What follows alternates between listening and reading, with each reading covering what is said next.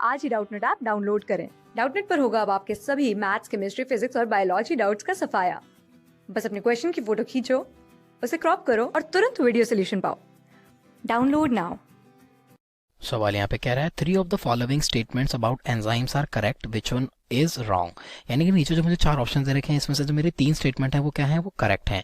मुझे बात करनी है कौन सी स्टेटमेंट हमें यहाँ पे इनकरेक्ट दे रखी है। देखिए, सबसे पहले बात कर लेता हूँ फर्स्ट पार्ट के बारे में, जो कह रहा है enzymes are denatured at high temperature but in certain exceptional organisms they are effective even at temperature of 80 to 90 degree Celsius. कह रहे हैं एंजाइम जो है वो हाई टेम्परेचर पर डीनेचर हो जाते हैं। बता देता हूँ, बिल्कुल सही बात कह रहे हैं। जो हमारे एंजाइम्स होते हैं उनको चाहिए होती है स्पेसिफिक टेम्परेचर।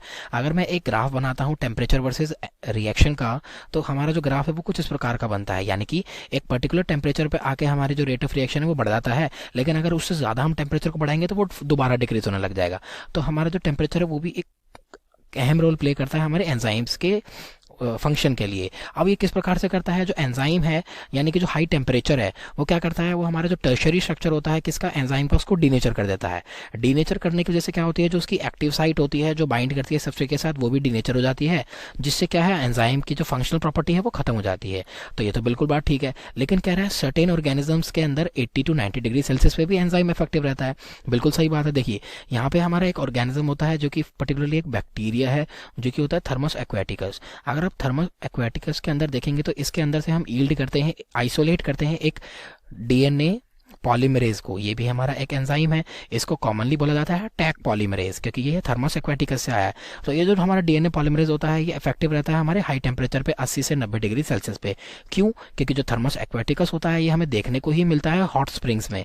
तो इसकी जो बॉडी है वो अडेप्टेड हो चुकी है इस हॉट टेम्परेचर के लिए, इसलिए इसके अंदर जो एंजाइम्स होते हैं वो हमारे ज़्यादातर एक्सट्रीम टेम्परेचर पे यानी कि ज़्यादा टेम्परेचर पे फंक्शनल रहते हैं। तो ये वाली जो स्टेटमेंट है वो ट्रू है, लेकिन ऑप्शन गलत हो गया क्योंकि मुझे गलत ऑप्शन की बात करनी है। पार्ट बी के बारे में बात करते हैं। कह रहा है एंजाइम्स आर हाईली स्पेसिफिक। बिल्कुल ठीक बात है, ऑप्शन गलत हो गया। क्यों? क्योंकि स्टेटमेंट ठीक है।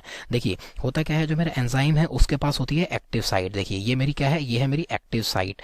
अगर आप देखेंगे मेरे एक्टिव साइट इस शेप की बनाई है, तो अगर मैं यहाँ पे 2 सबस्ट्रेट देता हूँ, एक सबस्ट्रेट मेरा ये है और एक सबस्ट्रेट ये है, या फिर 3 दे देता हूँ, तो आप कहेंगे कि इसमें से कौन सा बाइंड करेगा यहाँ पे। ऑब्वियसली आप कहेंगे मेरा जो बी वाला पार्ट है वो बाइंड करेगा।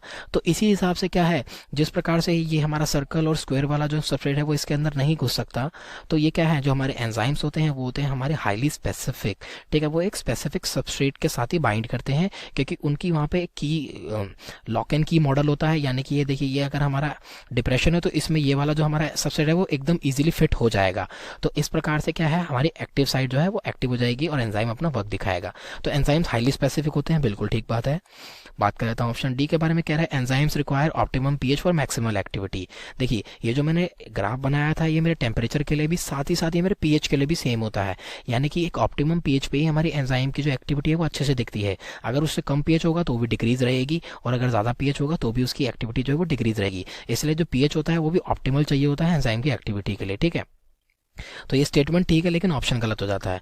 बात करूं जो स्टेटमेंट मेरी गलत है एंजाइम्स को लेके, वो है मेरी ऑप्शन सी, इसलिए ये राइट आंसर है मेरा, क्योंकि मेरे को स्टेटमेंट में रॉन्ग ही बताना था। ये कह रहा है most enzymes are proteins but some are lipids. देखिए, लिपिड्स के हमारे कोई भी प्रोटीन्स नहीं होते हैं। ठीक है, लिपिड वाले हमारे कोई भी प्रोटीन नहीं होते हैं। हमारे जो मेजरली एंजाइम्स होते हैं वो सारे प्रोटीन्स के ही बने होते हैं, क्योंकि कहा ही जाता है जो एंजाइम्स होते हैं वो हाईली स्पेशलाइज प्रोटीन होते हैं। सिर्फ हमारे एक एंजाइम को छोड़ के, जो कि होता है राइबोजाइम, हमारे सारे एंजाइम्स प्रोटीन के होते हैं। ये जो राइबोजाइम होता है ये बेसिकली हमारा आरएनए होता है, यानी कि न्यूक्लिक एसिड। ठीक है, ये एक्ट करता है कैटलिस्ट की तरह, तो ये हमारा प्रोटीन नहीं होता है। बस बाकी सारे एंजाइम्स ऑलमोस्ट हमारे प्रोटीन रहते हैं, लिपिड कोई भी नहीं होते हैं। इसलिए जो स्टेटमेंट सी है वो गलत हो जाती है यहाँ पे। Thank you. क्लास 6 से 12 से लेके नीट, आईआईटी, जेईई मेंस और एडवांस के लेवल तक 10 मिलियन से ज्यादा स्टूडेंट्स का भरोसा। आज ही डाउनलोड करें डाउटनेट ऐप या व्हाट्सएप कीजिए अपने डाउट्स 8400 400 400 पर।